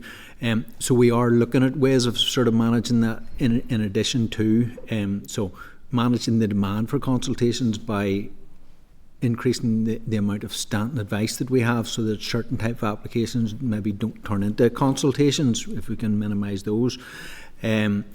The validation checklists that are put in place to drive up the standard of the information that we're having is also a key one there. But in terms of the actual resource and stuff, one of our key assets is the expertise and the experience that some of our people have. It's also a very significant risk because we have a particular age profile within the department, and so we are very mindful. But our more recent recruitment exercises also comes with an obligation to train and try and build up the competence of those. So we are very much focused on that, but it is a challenge getting the necessary skilled people in. And some of the other work that we're doing is then looking at which parts of the consultation exercise essentially require professional people, which could maybe be done by people with other skill sets, and maybe sort of having a little bit of a think about the resource mix that we have. Maybe if there's different types of people that we have more access to, we can maybe re-profile the allocation to those. So that's the type of thinking that we're looking at. Okay, well, that's really useful, Chair. I don't want to hog it because we could hold you already are, John. We could hold a conference on this, but we'll look forward to diving into on the planning inquiry that the Committee for Infrastructure will be holding soon. Brilliant. Thank you very much for that, John. And Gareth? Thank you. It's good to see you here. I suppose you've me to thank for disrupting your Tuesday morning for proposing through, dear, that we meet yourselves. I suppose from my own perspective, I'm coming from 10 years in ABC Council's planning unit from local council's perspective, and just in terms of the briefing that we received from DFI, shared environmental services aren't included as a consultee in that. Can you explain why that is, and also explain the three councils that are listed, how they became to be listed, and what the process is? Is it a process where councils can opt to be part of the forum, or were they selected by some mechanism to start? I'll take the second question first, it's easier. In terms of three councils, they were really just nominated by the rest of the councils they agreed to have representation. So rather than have all 11 represented on the forum, there was 3 selected, which would be similar to other groups that we have. And then there was 3 councils are responsible for cascading any information and communication down to the rest of the councils, basically. So it's really just a representative sample that they agree between themselves. Shared environmental service they're not a statutory consultee as such. They're a shared service which are employed by the councils, and they're hosted by Mid East Antrim Council to provide a service for those councils. As competent authorities, each of the councils have to do their own habitats regulations assessments as part of applications for agricultural applications, etc. So that's basically why they work to the councils, and then NIEA remains the nature statutory consultation advisor for the region. So if a council has an application for a poultry farm or something, shared environmental service will do the screening and the appropriate assessment if necessary for the council, and as part of that information they give to the council, they will then consult NIEA. So you have this sort of dual role almost going on. But shared environmental service have over the years, we have had meetings with them in NIA and others to talk about some of the issues from an oversight perspective. You were then, there's significant delay within SES. Yeah. So, as I look at the forum, if I was a forum member, I wouldn't be overly content that we have that sort of outlier of a consultee that isn't statutory. It's nearly like a belt and braces approach, perhaps, by council, because you have NIA as the answerable body, and then SES are operating as an outlier, but yet it is given such importance by local councils and NIEA. I really feel it should be on the forum. It should be answerable. I mean, I was expecting somebody to be here from SES today, because, they can't have missed the fact that they've been discussed at length across many DAERA meetings, even, in the short time I've been here since January. They've been mentioned repeatedly, and it's proven difficult to get the type of answers we need. And, a lot of the members have talked about progress and, industrial are important projects that'll see Northern Ireland prosper. And we don't have them as part of this forum. Is that something that you would possibly like to address, and have perhaps a representative from SES as part of the forum? Because I don't think they should escape some of the scrutiny that you guys are facing today. I think that's slightly unfair, but I think they should be at the table. Yeah, I mean, we've certainly no objection to having them on, and we can certainly take that away and invite them to be members of the forum.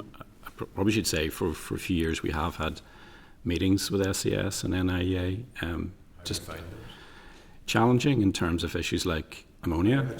Could you explain the challenge that you feel?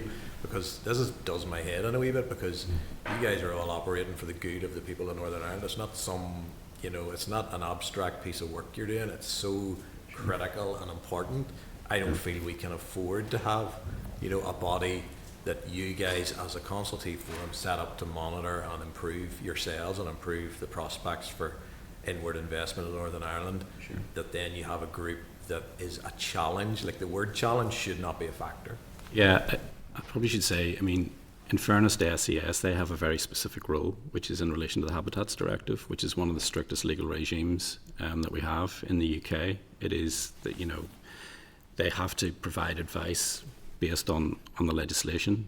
So, if you cannot rule out harm to, I'm not here to speak for SES, by the way, I'm certainly not an expert, but if you can't rule out harm in terms of a protected site, an SPA or an SAC, then that is determinative of a planning application. So they are very constrained in the advice that they give. They have to call it as they see it, based on scientific evidence and evidence submitted with the application. So they don't have a decision-making role as such. Their role is simply to advise the council and to carry out the HRA on their behalf. And obviously, the interaction with the NIEA is part of that as the statutory nature conservation advisor. So the role is quite constrained in that way. Do you see the challenge arising then in handling that? So there's just a wee step just to explain the difference between SES and statutory consultees. They don't they're there to represent the councils as competent authorities in making their decisions. So it has to be so they will take and scrutinise the consultation's response to give advice. So they're there to protect the competent authority, who in this place is the councils. ABC Council probably been one of them. And that's to give the best advice so they can make the best decision and keep them regularly right. So there is a slight difference between the role of SES and obviously NIA has in respect of the planning process. So it's important just to recognise that. I think so. When I say challenge, it's probably the wider challenge for the planning system and for agriculture. You know, in Northern Ireland, when you have a situation where most of our protected sites are already way over saturation points in terms of ammonia.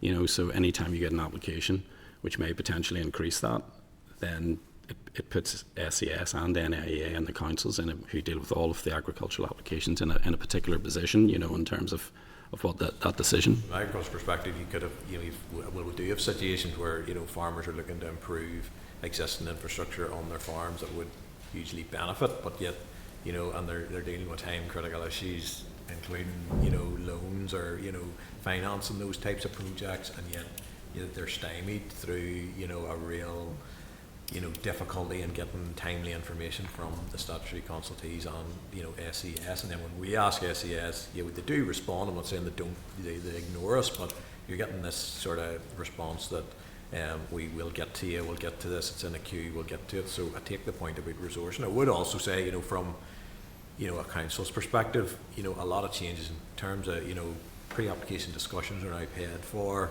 You know, the councils have took, you know, quite, you know, serious steps in terms of improving that front, you know, the front shop, if you know what I mean, the front desk of planning to make it as smooth as possible. But in my time in planning, it was usually a wait for a response from a consultation that was, you know, stymieing progress for someone. And it's just to make that point that there should hopefully be a collective attitude across the forum that if one of your members is lagging behind, well then it's hurting the entire process. It can't be isolated, you know, to the extent from the, you know, from the forum's perspective. I would just leave that message with you that, you know, one delay costs everybody and it'll cost a project, and as Peter has said, you know, it costs for large scale projects as well. Thanks. Thank you. Thank you for that. Okay. Members, I was just going to say we have around 15 minutes left. I don't want this to extend beyond 12 o'clock. So I know members are indicating that they do have other things on, but it's a very important topic. So, Andrew, you were next. Hey, Chair. Just, I mean, in that report there, I think it says 93% of local applications are local applications. So as you can imagine, that's where the vast brunt of my interaction with it all comes in. And I suppose one of the things really is, you know, I suppose nearly actually asking for advice here. And I mean, what percent or what's the breakup? You know, whenever you see the application, a constituent leaves it in their application to planning, it goes in the front end of the council, and then it sort of disappears, and then it comes back in. What percentage of the breakup of that whole application, or I mean, broad brushstrokes, appreciate, yes, but what percentage of the application is taken up by statutory consultee responses and, I suppose, council work at the sort of the top and the tail of it, if that makes sense. And again, I would appreciate everyone's different. I think that's a really, really good question, Fiona. I'm going to ask it because this is the information that we would have shared with the councils. You know, just taking each council and looking at the process, and you could very much identify almost in weeks. Fiona, do you want to maybe go through? Yeah, it's an interesting question, and it's one that we have looked at. Through the planning or through the statutory consultative forum. As part of the planning process, we carried out what we refer to as a deep dive of the system. It was actually looking under the bonnet to see where the delays actually were occurring, and this was around the consultation process. So what we actually did was we broke the system down. We worked with our statisticians and broke the system down through the back end of the planning portal. And we broke it down into 5 particular areas where we could identify markers within the back of the IT system, which allowed us to show where potential delays were in the system. So, for example, we looked at initially the average of days from the date received to date valid. We looked at the average of days from the first consultation issued to the last consultation issued, average days from the last consultation to response to the decision issued, which is probably the most relevant, and we'll go into that one. Average of days from date valid to first consultation, average days from last consultation to issue to last response. So what we identified through this breakdown was we broke it down into average mean calendar days. And from a Northern Ireland perspective, this was now for local applications and for major applications. So in 2023, we looked at all our local decided applications. And in Northern Ireland, it took 7 days for when we received an application to be validated it across councils. It took 23 days to issue a consultation. It took 120 days from the first consultation issued to the last consultation issued. This is an average.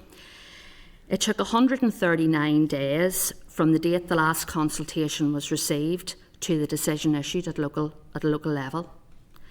So what we were finding was that actually out with the consultation process, it was taking more time to issue a decision after we would received the last consultation response.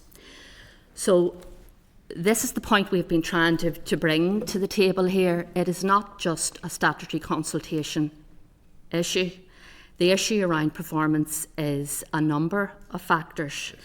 That could be at the latter end, and that's what actually surprised us. At the latter end of the process, we were finding that there were delays in the system. Now, we have met with local councils. We have met with our own colleagues to discuss what potentially these issues are. Now, at the end of this, some more data. A lot of these some applications are deferred. Some applications, there's a cycle of deferral of applications. There's a cycle of applications coming back to committee. Lots of different things are impacting the performance of the planning system. And that's what the Planning Improvement Programme is trying to address. We are not only looking at the statutory consultative process, we are looking at performance across the system. How do we address when the consultation has arrived back into the system and it's taken an amount of time for a decision issued? What are the reasons? And we are speaking to our colleagues in local government. We are speaking to, as I say, we've been working with consultees and working very hard to improve their process, but it's a collective improvement. It's not just one element. There are a multiplicity of elements that are impacting the performance of the planning system. I think one interesting thing about that exercise as well, in terms of the local applications, is that the proportion of time taken at the end, which includes the committee stage for local applications, is proportionately much longer than for major applications, which raises strategic questions around the kind of applications that are obviously being brought to committee and discussed at committee. And I know the committee will be aware of the concerns raised by the Audit Office and the Public Accounts Committee about particular interest in applications like Housing in the Countryside. So it just raises those kind of wider strategic questions. And just to reassure you, actions out of that is that our Minister is due to meet with the committee members in June. And we are going to be rolling out with NILGA a training programme with committee members to understand the importance of their role in the delay in planning improvement as well. So that's another, not only are we looking at the statutory consultees, but we're looking at each end. We actually are also looking at how we can bring AI into the process in terms of, filtering information. And that is an ongoing, we're working closely with councils and that, and we're at the workshop stage, obviously. So that's another element where we can try to maybe use technology to fast track some of the information. So there's lots of different, elements of the planning improvement process that we're working at the same time, as well as looking at the statutory consultees. I've got 3 more coming in here, Guy. Three more members. I've got another question. Yep, that's okay. No worries. Before 12. So really quickly. Yeah, Fiona, is that in the public domain, that deep dive? No, this was internal data. Can it be shared with committee members? Well, I'm sure it could from a Northern Ireland perspective. Yes, okay, I'm sure it could. Yeah. Thanks. Okay, in fact, really quickly. Thank you, Chair. Thank you. Just how do you attribute the difference in statutory consultee performance depending on council areas? I mean, again, there seems to be a difference between certain council areas and how you're responded to. I'm going to address that to Fiona again, if you don't mind, Fiona, because there is a difference in it's around the rate of consultation and the number of consultations. That's an area again. Yeah. We've focused and we are aware that some areas there are particular difficulties in some council areas, and responses by some statutory consultees, you know, is maybe less in some council areas than in other council areas, and we have addressed this across the piece. And what we're identifying is that there are potential resourcing issues, there are maybe over consultation issues, but also and primarily, and maybe Liam, in terms of there were certain areas that maybe potentially had issues in you know, response rates for roads. But we addressed this all through the forum, and Liam's team addressed issues that they would have had in certain council areas. But primarily, I would say it's a resourcing issue. More resources will level that discrepancy out then, will it? Well, we would like to think so, and in terms of how we monitor in the forum, and as I've said, we've always said through the forum, it's an open and honest conversation with members, and it's good to see those people, you know, whom you're dealing with, and address the you know, maybe difficulties and problems. And we have found that in some council areas where there has been an open and frank conversation with maybe a certain statutory consultee about the performance in their council area. So, but what we're finding it is primarily resourced. Thank you, Andrew. So we have Stephen, Tom and Justin in that order. So Stephen, if you can keep them succinct. Yeah, thanks. Folks, do welcome the progress made on the improvement programme, but obviously there is more to do, and we share that frustration that we hear regularly from constituents, you know, in our own areas and across NI and beyond. Just touching back some of the points were mentioned, there is quite a variation in process and times and performance, you know, across 11 councils, and I know you've touched upon it, but you know, can the forum or will the forum ever be widened out beyond the consultee issue? You know, I think there's a lot of scope for that. If it's as productive as what you're saying, I suppose, you know, could it be broadened out beyond just looking at consultees, particularly around the performance, because there's 11 different ways of operating often within across councils, you know, and that we hear that, you know, X council is better than Y council or whatever, you know, in best practice and so on. Do you think the forum is a place that could be? Appreciate the improvement programme is going on as well. The Plan and Improvement Programme has a number of key initiatives, and what we have done in the past year is where I think there has to be a joint approach in everything. It's all very well department having this idea that this should happen, but actually the reality is what happens on the ground. Yeah. So it's very important. Every like for example, I've just mentioned a few like the AI workshop. There's representation from the councils on that. There's representations from statutory consultees on that. So the forum, maybe not the statute, this one's very focused on the statute, but just to assure you there are other forums and other areas where we meet. We have SPG, we have the Planning Improvement Programme Board, we have different areas, you know, that deal with specific aspects of the Planning Improvement Programme, and we have key people across the councils, and all the councils are very well represented across that. They're identified, usually the representation is identified either by Solace or the heads of planning to come on those forums.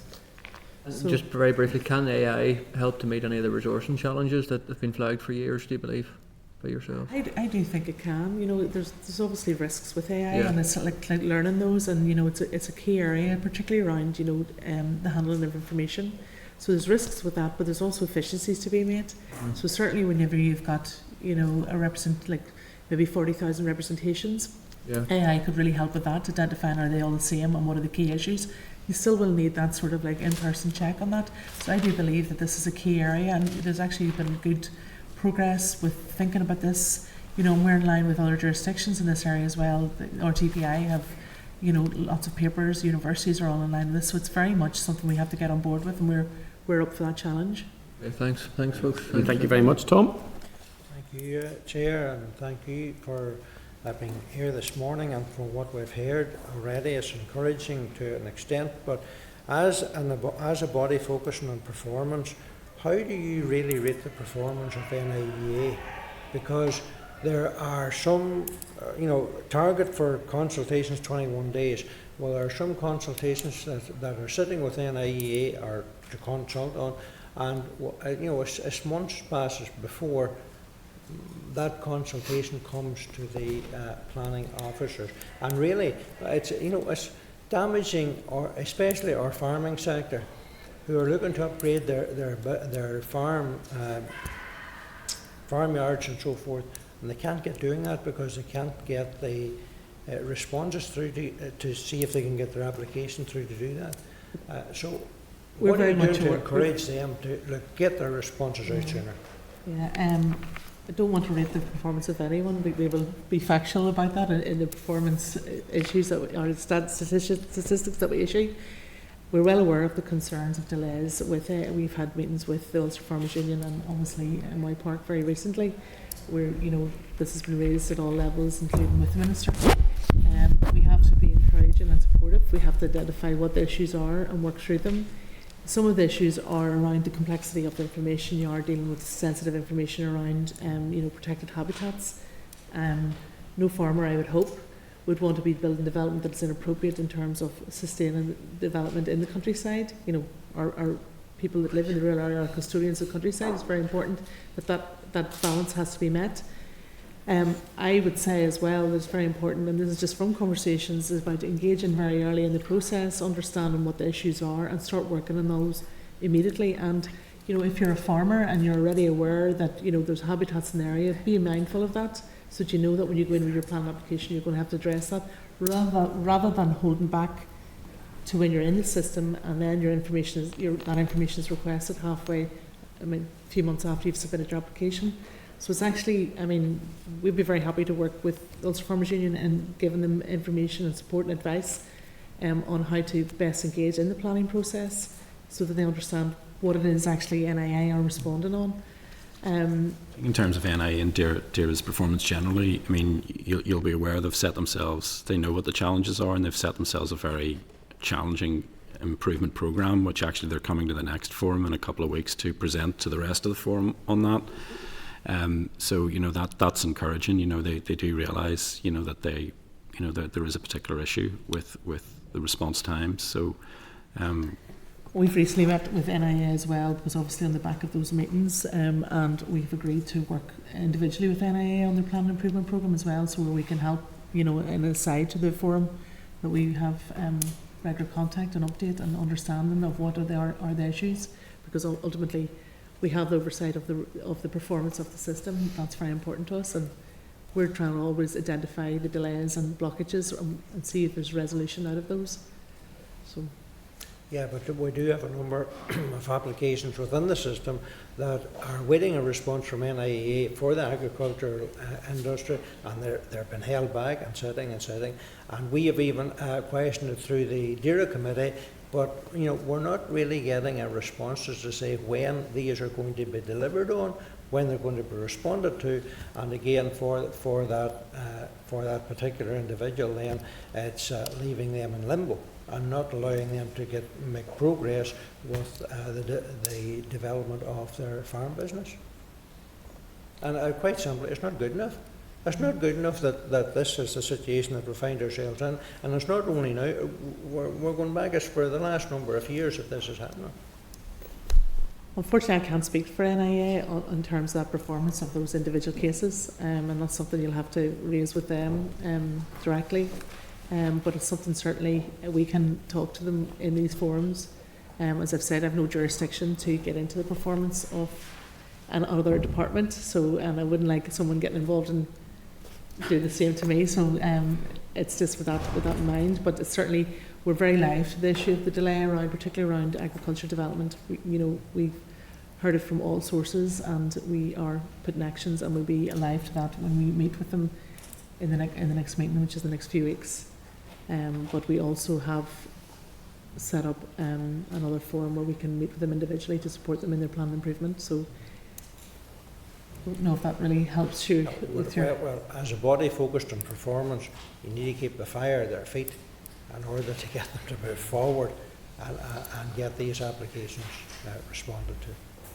Certainly. Thank you. Thank you, Tom. Justin, you're the final one, so take us out and be gentle with us because there's motions on there. And Thank you, Chair, and thank you, folks. I'm very impressed by your expertise, and I sat in a major planning meeting there a few weeks back on a major application in relation to consultees on flooding, and I was hugely impressed by the flood modelling done by the applicant's engineer, but more impressed by the flood modelling done by the statutory consultees rivers agency's engineer. But that said, developers and farmers and people who want to build a one-off home in the countryside are hugely frustrated by delays and barriers in the planning system, particularly in relation to statutory consultees. And you mentioned that there are multiple factors relating to performance, and the time span between those statutory consultees having been consulted and then the decision made further to the information being provided. To what degree would front-loading applications and a checklist of front-loading application to speed up the process initially? The suggestion around pads was interesting, and paying for that pad. The green lane almost started the fast tracking pads. Is that a consideration? I think many developers will jump at that possibility. But to what degree are planning desks in planning offices, when they have information, conducive environments to collaborative, cooperative decision making, where I know in one planning office they feel that they are constrained by the environment that they work in, because a planning desk is a collaborative environment, cooperative environment. We are bouncing ideas off each other to try and say, what would you do here? And some planning environments, planning desks are not that. What's your purview in terms of influence in that?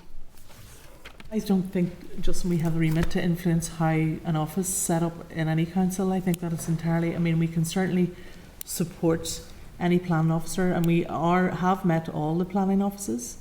We've met all the planners in each office, and we will continue and are continuing to do that. So if it's something we can raise about the work environment, we certainly can do that, but we don't have any remit. We don't have any remit to get into that. To what degree is LDP delays in relation to, I know that LDPs are out of date, but they're still excellent.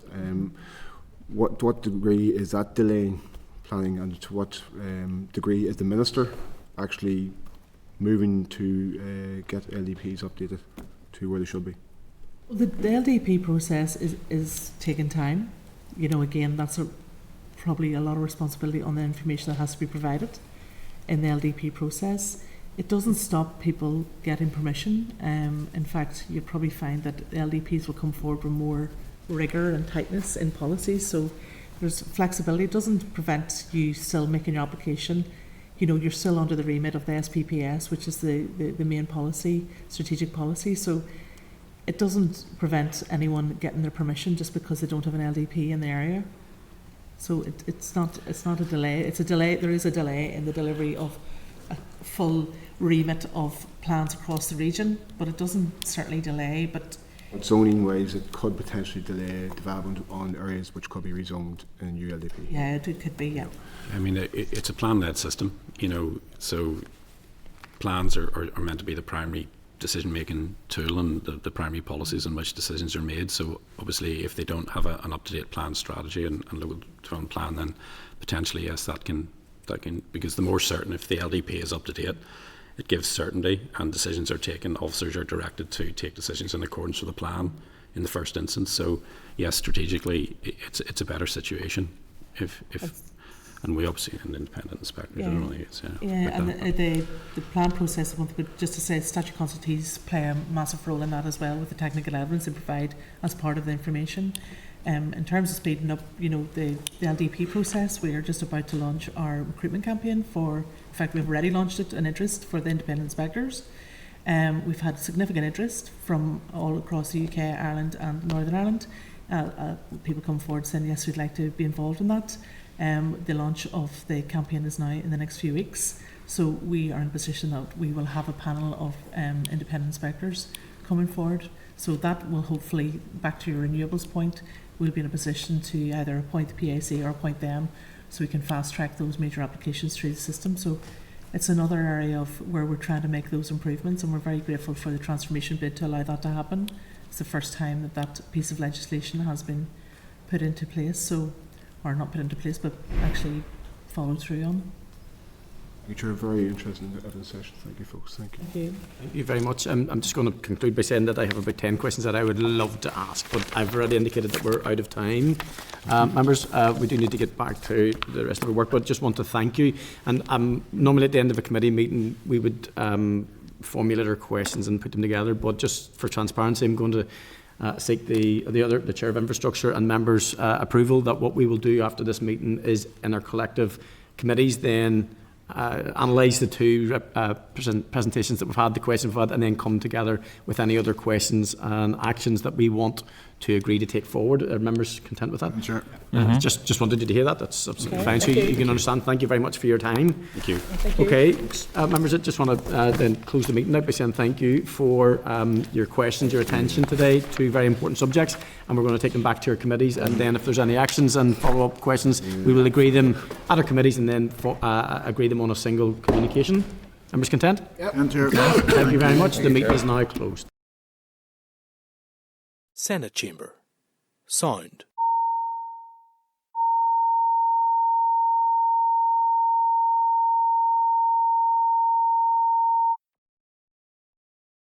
Senate Chamber. Sound.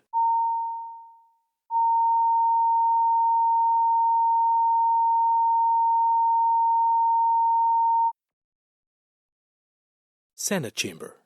Sound.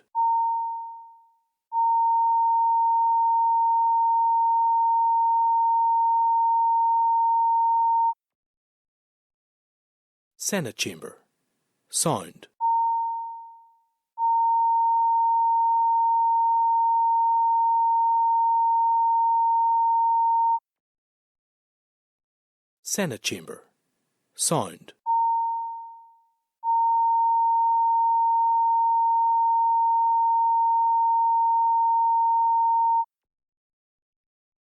Senate Chamber. Sound.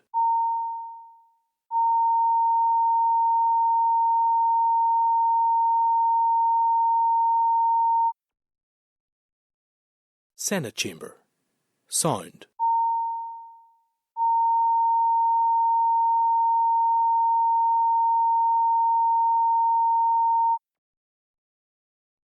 Senate Chamber. Sound.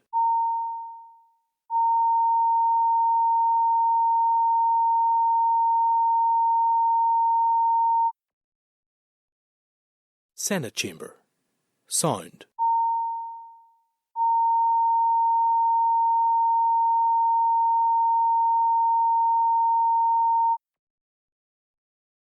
Senate Chamber. Sound.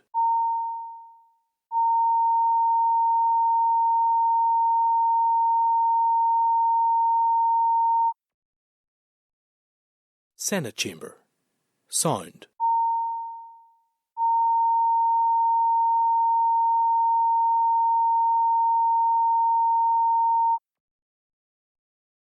Senate Chamber.